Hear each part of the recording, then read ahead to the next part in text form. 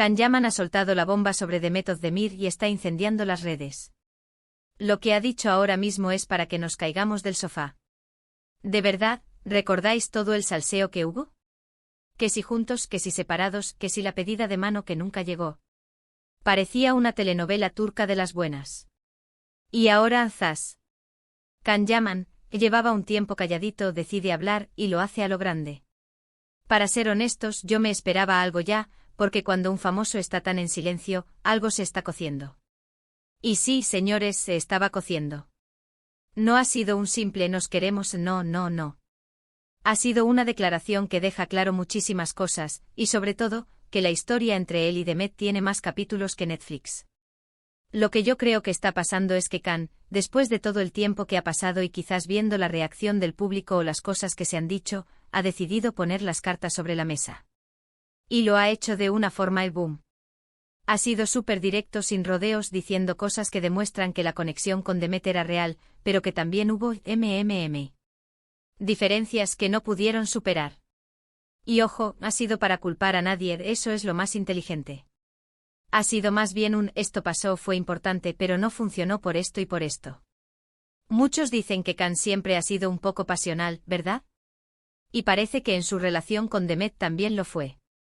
Ha insinuado que hubo momentos de muchísima intensidad, de esos que te roban el aliento, pero también que esa misma intensidad, a veces, puede ser complicada. Uf, qué tensión. Yo me imagino las discusiones, las reconciliaciones de película. Y lo más jugoso, ¿sabéis qué? Es que no ha cerrado la puerta del todo. Ha hablado de Demet con un respeto y un cariño que te da a pensar.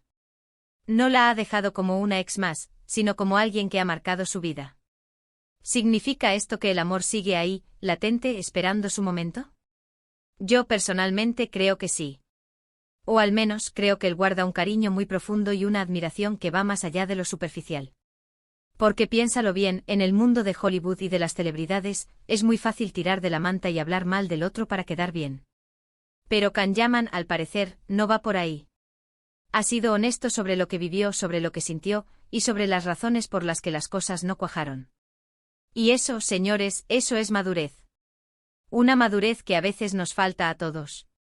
Ahora, lo que sí que me deja pensando es ¿por qué ahora?